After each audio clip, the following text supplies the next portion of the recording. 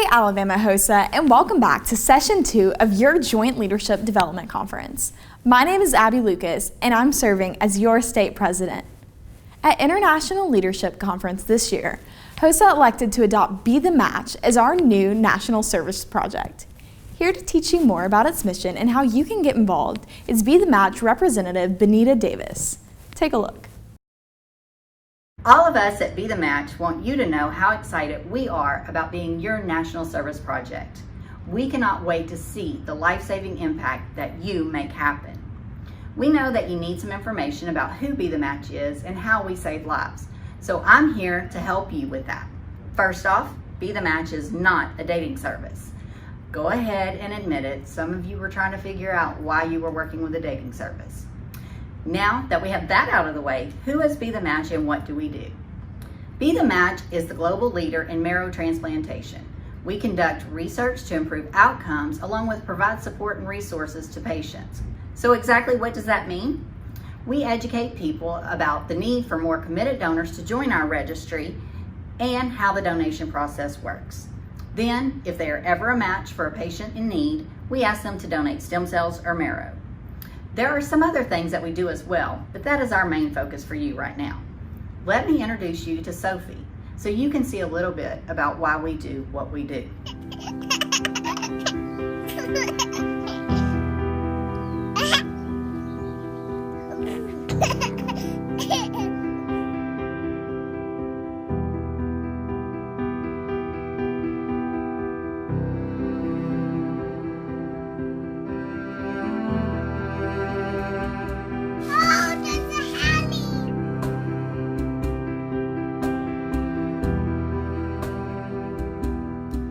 Our goal is for there to be no more endings like Sophie's. We want a match for every searching patient.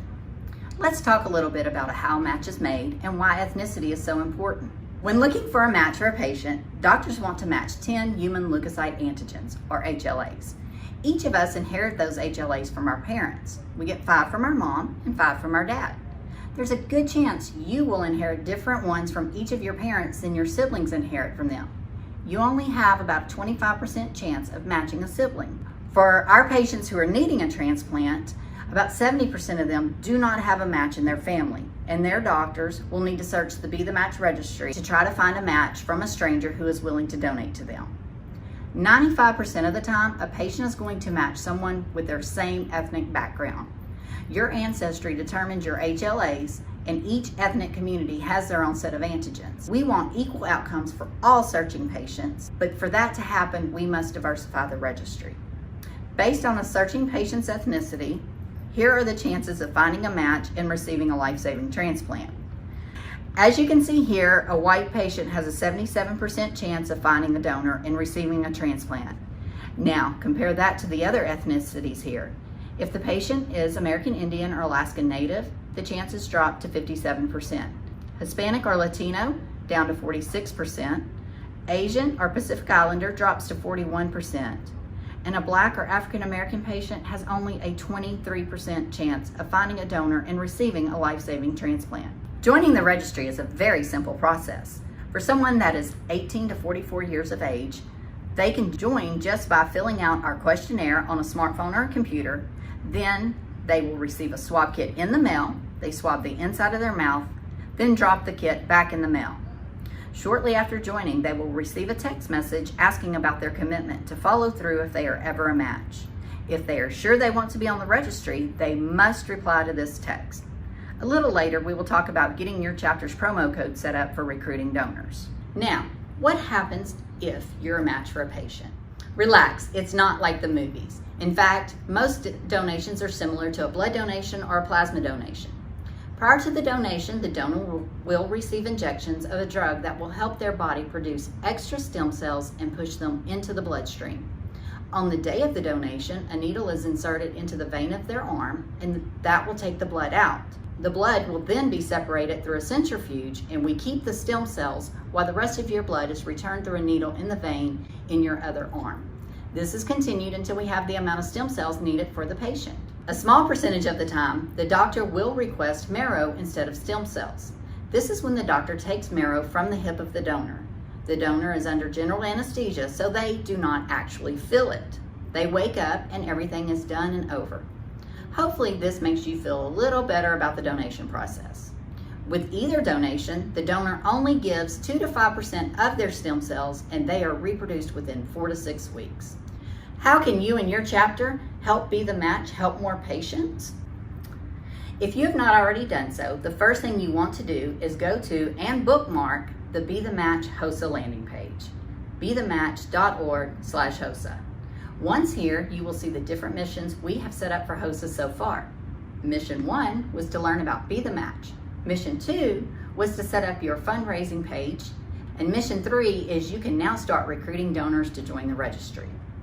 If you have not already set up a Team Be the Match page for your chapter, you will want to do that as soon as possible.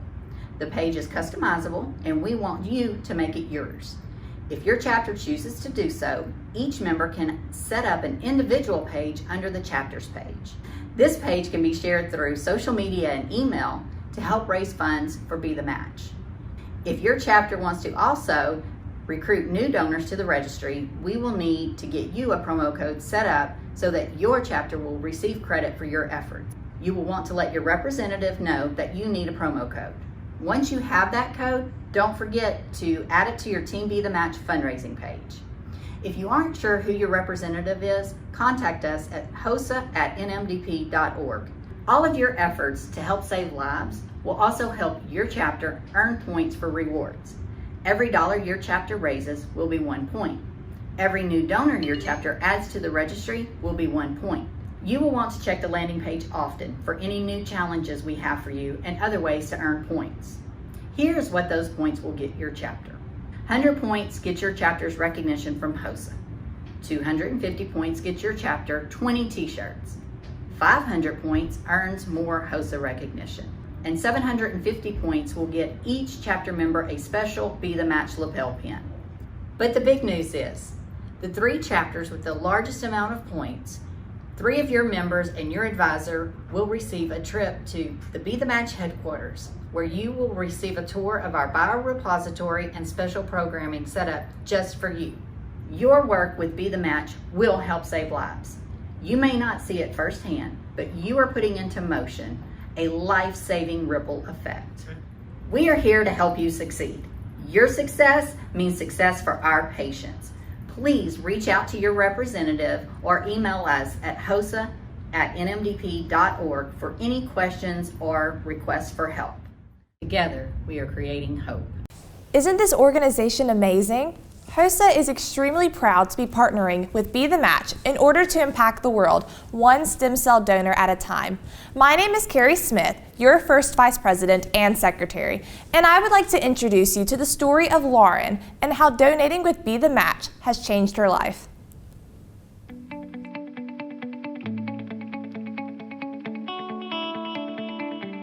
One of the main reasons I did decide to join the registry is because the lack of African American representation on the registry. It's our responsibility to register because, a lot of times we're given the shorthand in life period, but this is something that we can control. Just like voting, you can do this. I think I was at happy hour. And I got a call about the registry, and I was like, what? So I was kind of freaking out because I saw this episode of House, and I saw that episode where the guy had to give bone marrow to his brother, and he was sick too, so he couldn't go under anesthesia, so it was just traumatic. I was like, sheesh. But, come to find out, there's 2 different ways to donate. Everyone was like really supportive, and they were like, oh, that's so amazing. So it made me feel even better about my decision. She's excited, of course, but she's like, okay, what happens now? And from that point, then that's where we begin to order filgrastim, prepare for the injections, and then we just wait for that date to arrive, and then first injection. My Be the Match specialist, Chelsea, gave me my first injections. She taught me how to teach my friend to do it. It hurt a little bit because I was nervous, Shelby was nervous, so we had a little shakiness going on. It took us 20 minutes to settle down and actually okay, we're gonna get through this. We're gonna do it. We had to play some music, get hype, Like, okay, we could do this, we can get through it. The injections hurt like a normal shot, but taking off those like super strength band-aids probably was the worst part, because I have hair on the back of my arm and I don't know, I just can't rip it off. It's stuff that's kind of like, get over yourself, it's not that big of a deal. So there's really nothing, like I have nothing to complain about.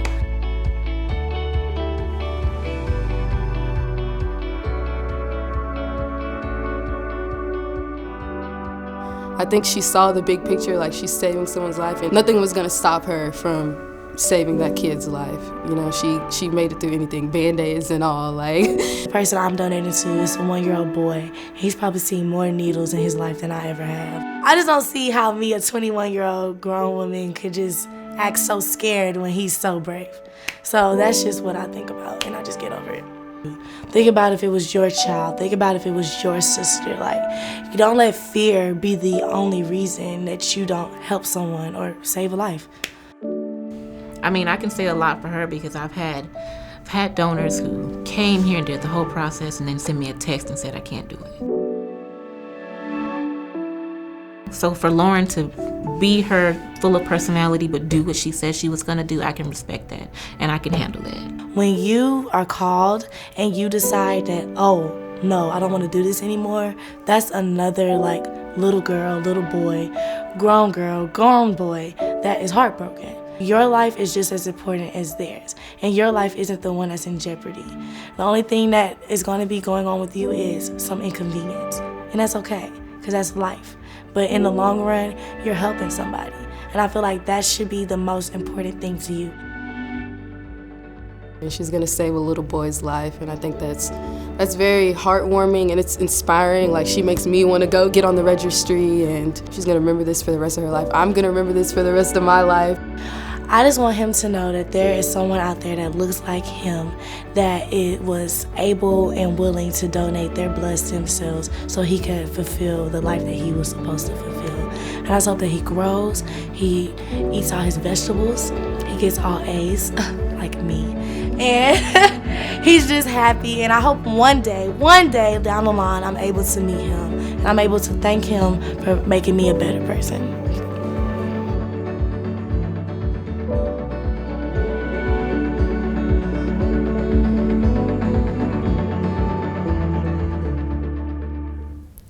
Have you ever had to deal with an illness you don't know the outcome of? Juwan Adams has had to deal with cancer for the past 4 years of his life. He, along with many others, is on a waiting list to find a blood stem cell donor. I am Madison Wilson and serve as your Vice President of Chapter Relations. Watch this video to find out more about his story. I know what Juwan is going through.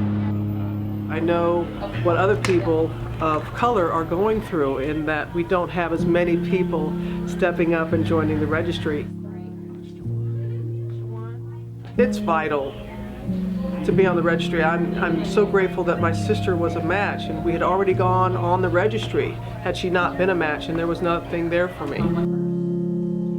It's a beautiful young man who is making his message, which I have often said my mom taught me. And it's just a simple swab. My sister was my donor, and let me tell you, anybody who's fearful of being a donor, my sister is the biggest nilly. She hates needles, she is a big baby, had no complications whatsoever. It was like a blood transfusion is what she went through. So just think about, you can possibly save a life. Everybody wants to do something.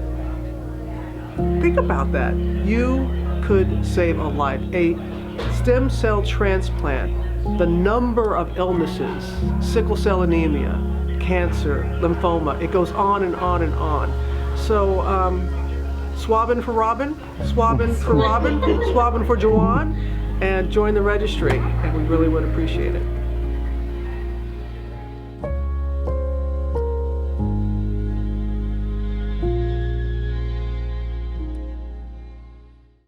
Up next, we have a State Officer Q&A. These questions were not only chosen by us, but were also submitted by you as our members. We hope to answer your questions to the best of our ability. What motivated me to run for state office was my advisor, whom said she saw potential in me, and I also wanted to see how far I could get, and that is what led me to applying for it. And I also knew I was going to be giving a speech, and I wanted to take that opportunity to reach out to the members and just talk to them, say something where they could relate to it. Personally, my favorite community service project my school does is our Daddy-Daughter Dance. And I don't know how many schools do this, but most of our elementary students who are girls come together and their dads get to come to a local meeting room we have. They just eat, play games, and they dance, and it's such a fun experience, and there's always a theme which the kids love every single year. And my favorite fundraiser would probably just be the basic, like food. That's what always excels at my school, whether it's Swamp Johns or donuts. We always have so many top sellers, and HOSA loves doing it.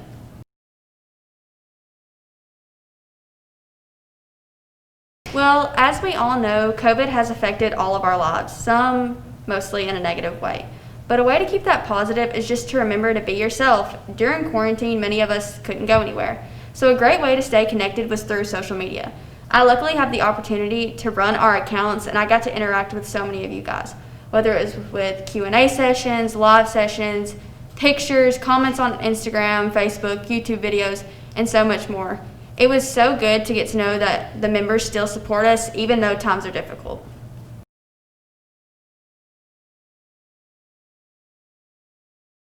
I'd say study hard for the state officer test. Take your time and do the best of your ability to fill out the state officer application form, which is due on November 16th, and prepare to give a speech on stage. And for your application, just remember to be yourself. That's the main thing all of the voting delegates are going to look for. They want to see that you care and that you're dedicated at the same time. Keep in mind that you will have to take a test this year, and only top 10 will be accepted to run for a state officer position. This test is basically just HOSA facts. So you need to read up on parliamentary procedure, you need to know about the executive committee, the national executive committee, and so much more. And if you have any questions, feel free to email us. My best advice for hopeful candidates would be to be your true, authentic self when you're delivering that speech and even writing it. Delegates want to know who you are as a person and why you would make a great leader for this organization. So really try to put yourself out there and let your personality shine through your speech. And throughout all of this, know that the current state officers and I would love to answer any questions that you have regarding the entire process. We've been through the same experiences that you have. We've had experienced the same fears, the same nervousness, and the same excitement if you do win. And so please just give us an email or DM us on Instagram, and we would love to answer every single question that you have. This year, I am competing for biomedical debate. This year, I am competing in health education, which I competed in last year, and I'm so excited. This year will be my third year competing in medical law and ethics. And this year will actually be my fourth year competing in biomedical laboratory science. The first thing I'm going to do when the COVID restrictions are lifted is I'm going to actually hang out with my friends without a mask on. I know we all agree it's a little annoying having to wear our mask everywhere, but we need to remember it's for our safety and protection of others. But trust me, as soon as it's over, I'm going to have fun.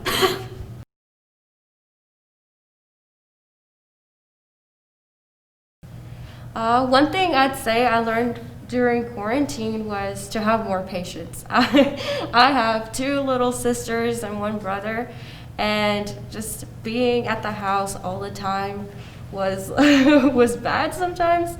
I also learned how to cook, so that helps.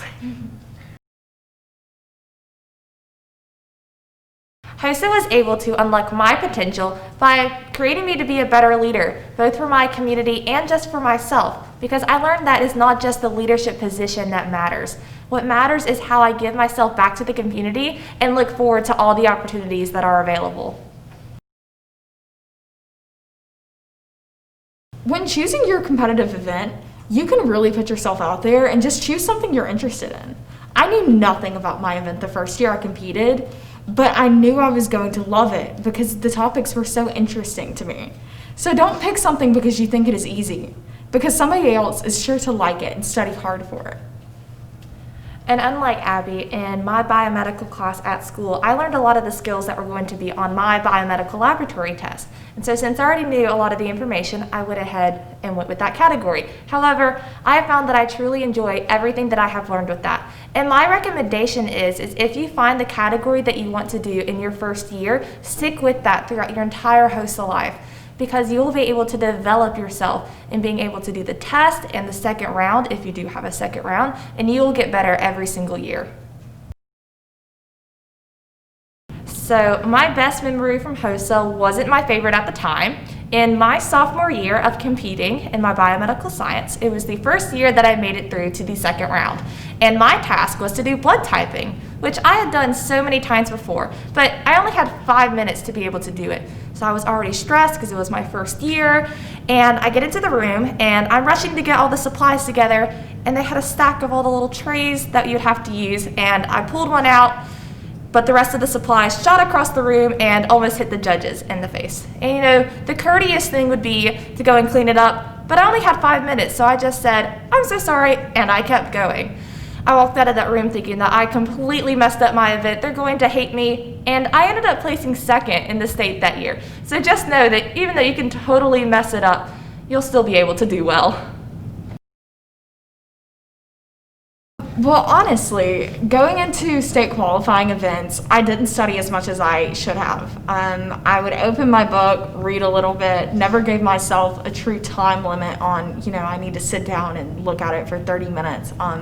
I would just read until I got bored or tired, and I was done. And I would not recommend that you do that. But after I went through state qualifying events and I qualified for state, I tried to allow myself 15 minutes a day to really sit down and look over the material. For the past 3 years, I've wanted to be a plastic surgeon. Should I expand on that? Yeah. I don't know what to say. But why did you choose that? Everybody has a reason. Oh, okay, I can do that. Okay. For the past 3 years, I've wanted to be a plastic surgeon. Plastic surgery is this beautiful combination of medicine and art, and I think it's really amazing and so innovative, and I just really appreciate what they're doing right now, especially, as society evolves with social media and aesthetics become so important. Plastic surgery is becoming increasingly relevant, and I think it's a field that's going to continue to grow, and that's what I want to be. Yeah.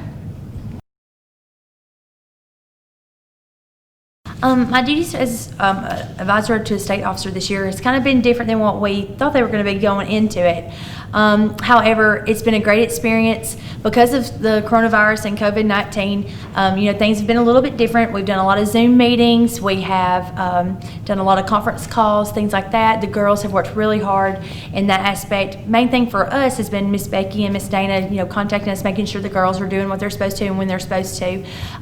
We've also got to do the state officer visits. That's been a great opportunity. We have enjoyed getting to meet each and every one of you. If you've not put in a request, make sure that you go to alabamahosa.org and fill out a request for that, because we would love to see you. We've also got to, I guess one of the main things we've been asked is about how we pick who we want to run for state officer, who we think is a good candidate. One of the things I look for is who's that kid that goes the extra mile, kind of make sure that they do all the steps correctly the first time, or if they don't, they go back and make sure that they're correct. They, when they're doing a group project, they're the leader. So I really look for that student, just one that just goes over and beyond all things. So that's one of our roles, because then there's a lot to the application process. They have to fill out the application. They have to do the state test now. So when they get to state, the first thing they do is during the business meeting, they have to give a speech. They are allowed 2 minutes, and then they have to do an on-stage question. So what I did to prompt Madison was I made her go to all the different classes, especially like our English teachers, and she had to give her speech in those classes. She also then had to pull out of a cup one of the questions and had to answer it in front of the class. So if you have someone that's interested in running for a state office, I definitely recommend doing that for them, because I think that she was a little more prepared than the students I've had in the past that I did not do that with.